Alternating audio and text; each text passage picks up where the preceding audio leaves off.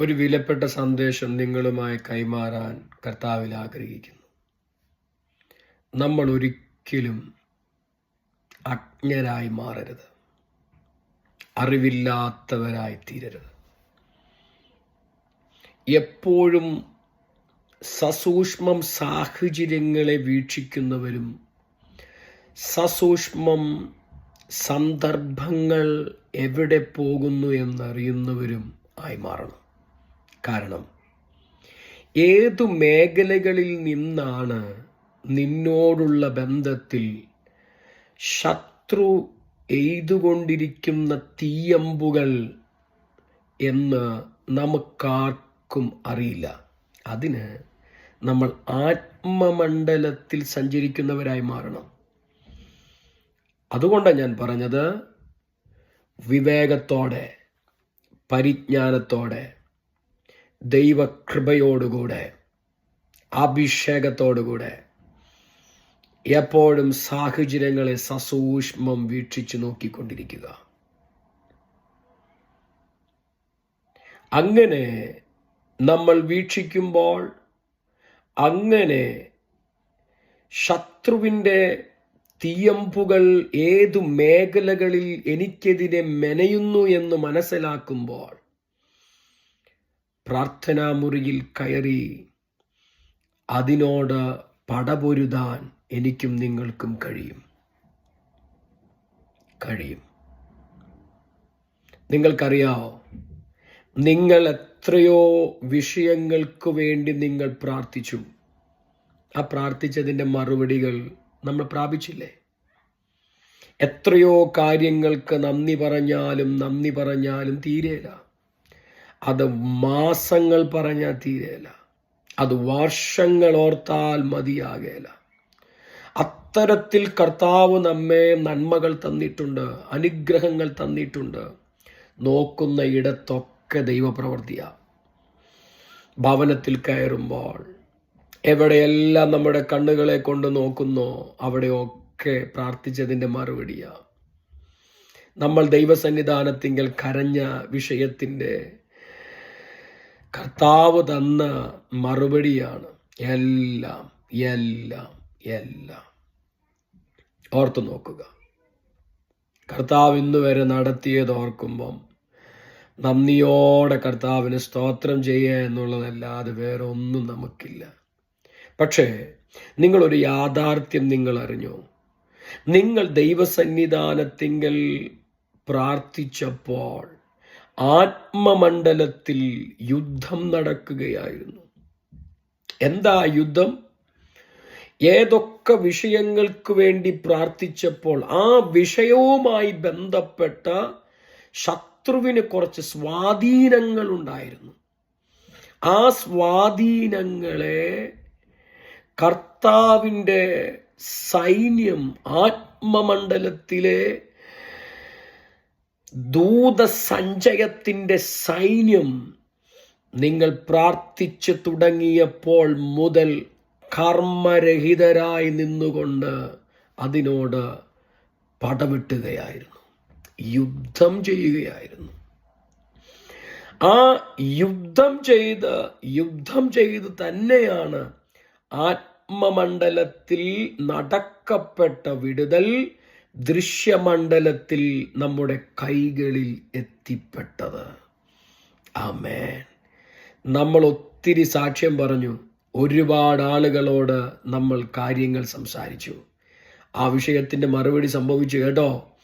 നാളുകളായി ദൈവസന്നിധാനത്തിങ്കൽ കരഞ്ഞതുകൊണ്ട് എന്നൊക്കെ പറഞ്ഞ് നമ്മൾ ഒത്തിരി കാര്യങ്ങൾ അഭിമാനപൂർവം ഓർക്കുന്നു, അഭിമാനപൂർവം നമ്മൾ സാക്ഷ്യങ്ങൾ പറയുന്നു. പക്ഷേ ആത്മമണ്ഡലത്തിൽ പൈശാചിക മണ്ഡലത്തെ പരാജയപ്പെടുത്തിയാണ് ഞാനും നിങ്ങളും പ്രാർത്ഥിച്ച പ്രാർത്ഥനയുടെ മറുപടി നിങ്ങളുടെ കൈകളിൽ എത്തിച്ചേർന്നത്. ഇന്ന് എന്നെ കേൾക്കുന്ന ദൈവജനത്തോട് സ്പഷ്ടമായി ഞാനൊരു കാര്യം പറയട്ടെ. താഴ്വരയിൽ യുദ്ധം നടക്കുമ്പോൾ ഞാനും നിങ്ങളും എവിടെയാ? ആമേൻ. ശത്രു സൈന്യവുമായി യുദ്ധം നടക്കുമ്പോൾ എൻ്റെയും നിങ്ങളുടെയും പാർട്ട്, എൻ്റെയും നിങ്ങളുടെയും ചെയ്തെടുക്കേണ്ടതായിരിക്കുന്ന ആ റെസ്പോൺസിബിലിറ്റി, ആ ഭാഗം എനിക്ക് ചെയ്യാൻ കഴിഞ്ഞിട്ടുണ്ടോ? ആത്മമണ്ഡലത്തിൽ യുദ്ധം നടന്നപ്പോൾ ഞാനും നിങ്ങളും എവിടെയായിരുന്നു?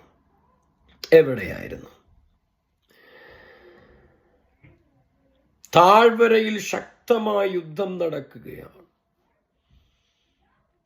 യോശുവയും കാലേബും ദൈവത്തിൽ വിശ്വാസമർപ്പിച്ച് യഹോവയിൽ ആശ്രയിച്ച് എല്ലാവരും എതിര് പറഞ്ഞപ്പോൾ അവർ പറഞ്ഞു, യഹോവയായ ദൈവം നമുക്ക് ആ ദേശത്തെ തരും.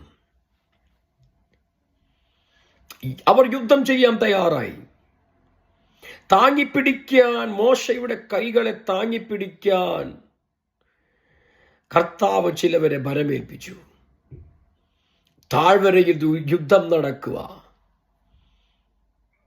എന്നാൽ ദൈവാത്മാവി സന്ദേശത്തിലൂടെ ചോദിക്കുന്നു, നിങ്ങൾ എവിടെയാ?